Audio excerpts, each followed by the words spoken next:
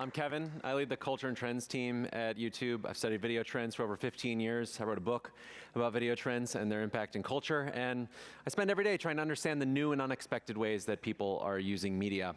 And today I'm very excited to reveal some brand new research that we just finished. It looks at how the NFL and its fans intersect with video in ways that are actively evolving the sport's role in culture. All right, so going back from the early days of YouTube, football fans were revisiting their favorite moments online they first experienced on live television. Over the years, we saw fresh creativity emerge. You may remember those old bad lip reading videos that everybody liked. You gotta eat the breakfast. We eat breakfast, then lunch. I have flaps. Of course, things have changed a lot since then.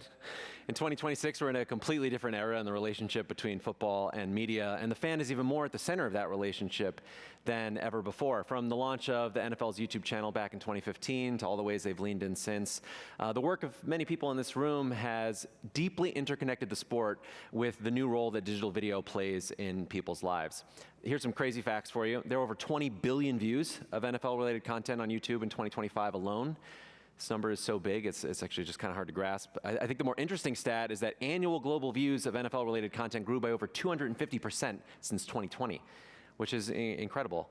Now, I saw that, and maybe you thought this too. I thought, wow, that's a lot of highlights that people are watching, right? 15-minute or ish highlight format, which the league pioneered, drives millions of views each week as people catch up on games they miss. But there's actually something much bigger at play here, which is that there's this entire content ecosystem that has developed, an ecosystem that allows fans to go much deeper, and it is year-round.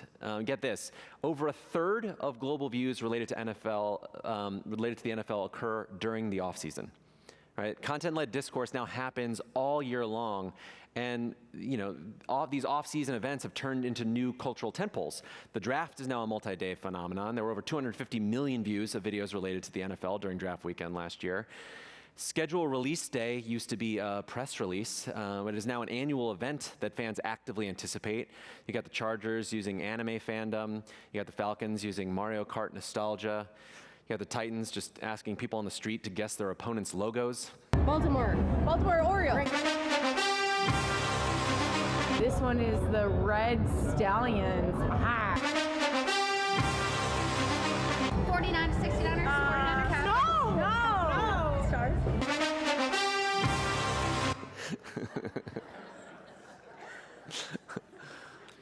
But to really understand this content universe, we have to look at how video has changed the experience of being a fan in general, especially the experience of a younger fan. Today, 82% of surveyed 14 to 24-year-old fans of any kind turn to YouTube for content, conversation, or information about what they're fans of, at least. And among those, 95% use YouTube for that at least weekly.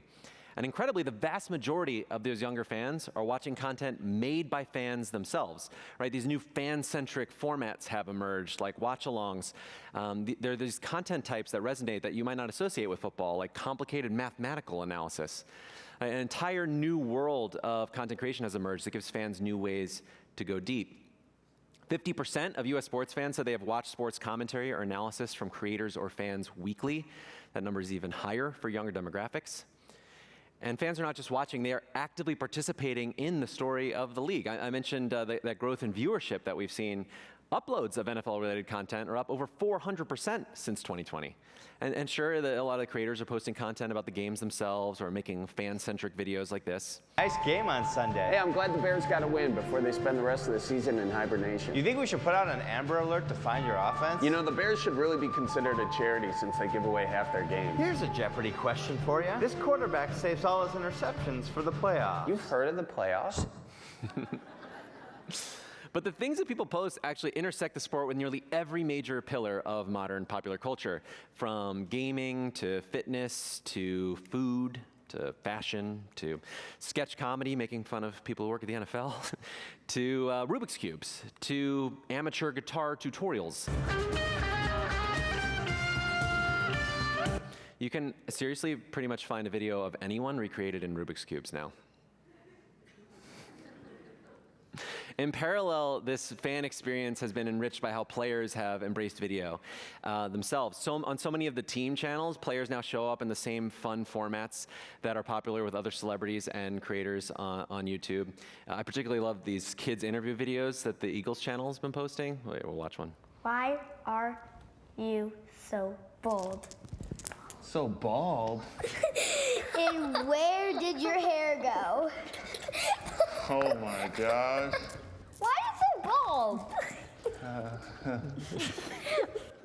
Love that laugh. Current and recently retired players themselves are embracing video too. Tyreek Hill showing you his preseason workouts. Chase Daniel explaining what it actually sounds like inside of a quarterback's helmet. This relatability and accessibility enables players to dramatically expand their role in culture. Players have become multimedia personalities that fans can connect with directly in more ways. I mean, only on YouTube are the most enjoyable interviews the ones that are the most intentionally awkward. You have insurance? I do with State Farm. With State Farm? Yes. Explain me insurance. It's basically like drafting a backup quarterback in the first round. Just in case.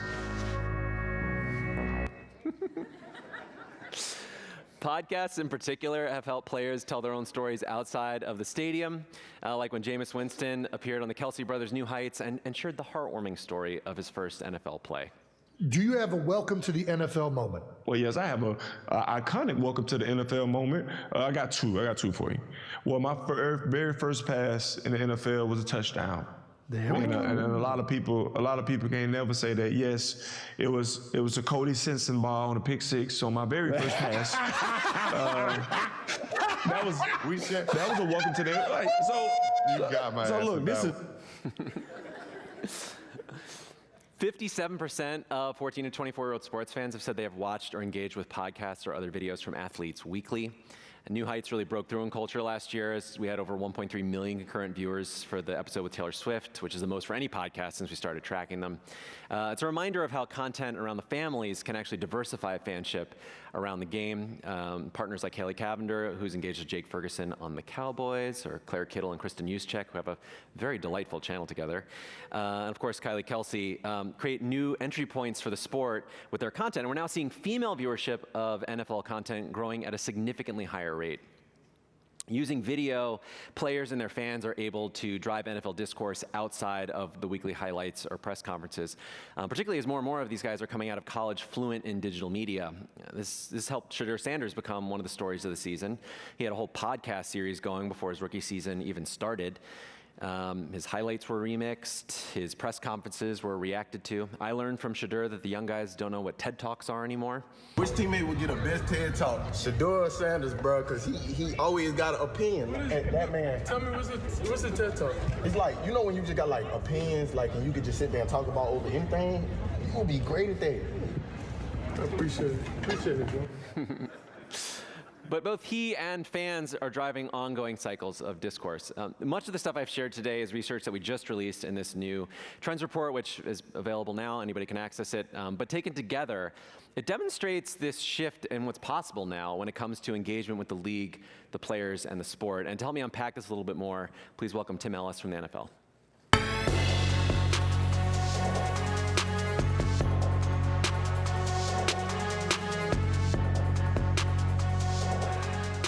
Hey, Tim. Hey. All right, so first question, tell us about your journey of embracing this medium, this ecosystem of legends, teams, players, especially as you think about casual, avid fans. Yeah, so when I came to the NFL about 7.5 years ago, and one of the first things I did is I just sort of looked at reimagining our entire ecosystem of how we connected, right, with our fans.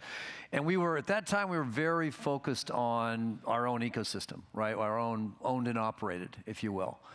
And, you know, we were anywhere around 80 to 120 million people, so it's not a small number, but we begin to really think about where we should be, right? Particularly as we connect with people through video, we realized that we had to stop thinking about just ourselves at the NFL. We had to think about all of our players, all of our clubs, all of the influencers and creators and ambassadors and so forth that really wanted to be more part of the NFL, wanted to partner with us, and wanted to communicate through content. And we realized that we were well over 1 billion, right, in terms of our potential connection. So from there, that was like, how we communicate. Then was like, we need to go where our fans are. We can't just have them be coming to us. We need to find a way to sort of be where they are and be relevant and relatable.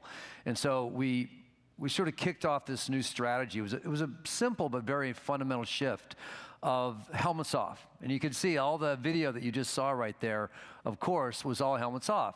So if you think about it, these guys, you don't know who they are. Most fans don't know who our players are because they have their helmets off the time. Even when they score, they have their helmets on. So we realized that we needed to see who these guys were as human beings and not just elite world-class athletes. So getting off this helmets off strategy really allowed us to connect with people on a much more human way. Yeah, and I know that on this strategy, videos, the helmets off strategy video is a part of it because it allows, you were saying, it allows the players to kind of explore these different areas.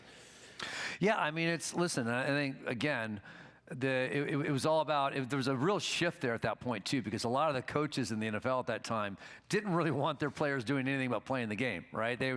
I had a couple very tough conversations with all the coaches at our annual meetings about why this was a good thing and why it wouldn't take their focus off of the game. And, ultimately, like all of us, they all have very different, diverse sort of interests and lives, and sort of like tapping into whether they're into music or fashion or gaming, and if gaming, which games, right? And then, all these other interests that they may have, being able to have these guys bring that to life in their own way really became quite powerful, right? That intimacy, that inside access became quite powerful. And then it was just about, well, then how do we create more? Yeah. Like, how do we create more of that content? Yeah. Switching gears for a second, we were talking a bit about the phenomenon of the Super Bowl halftime show and how that's continued to grow. You had some interesting things that you said you were seeing in the data around that. Yeah, I mean, listen, obviously there's been a lot of talk about Bad Bunny and how massive he is, and not just domestically, but across the world. And, we're expecting an incredible response and reaction, not just in the U.S., but globally. But even like Kendrick Lamar, for example, one of the things that we saw, which was really the lights went on, was that it wasn't just that moment during the game. Because you can see, for example, in TuneIn, right, for how many people are watching the game at any given second. Because we tracked it, of course, second to second. And the height of it is the halftime show, right? But the real value of Kendrick Lamar, for example, was not just all the folks who tuned in to watch him during the game. It was that long tail of how people are eating up that content afterwards, right? And then making their own videos, user-generated content through those videos. We saw, like, literally hundreds of millions of views around the world of Kendrick Lamar weeks after the Super Bowl. And we realized that, we cannot think about it only in that moment. We have to think about it in the sort of pre and post as well. Yeah. I mean, speaking of data, I mentioned earlier that the NFL is seeing significant growth in viewership around female viewership, on the game on YouTube. How are you growing the game with women, and how is digital media fitting into that? Well, a few ways. Some of it is, again, providing inside access to the lives and to things that the players are doing, which just draw more girls and women in. I mean, Taylor is probably the perfect example, right? And everyone talks about the impact that Taylor has, and it was significant. There's no doubt about it. But, we're also seeing, particularly in our video content, that there are new stars arising, and a lot of them are the girlfriends and wives of the players themselves. We call them the WAGs, right? And they're incredible, right? They're bringing in, in their own right, they're bringing in so many new viewers and connecting with people. I mean, my wife's telling me things about the NFL that I have no idea about all the time, and she's showing me things on video and on YouTube about what these players and their wives and their families are doing, and that stuff's interesting, right? And then the other thing is that not just sort of feeding them the content which really engages them. It's also about how do we get younger girls and women involved in the game itself, meaning playing the game, participation. And so flag football has become an incredibly powerful initiative. I mean, it's been around for 40 years, but the growth has been amazing in just the last few years.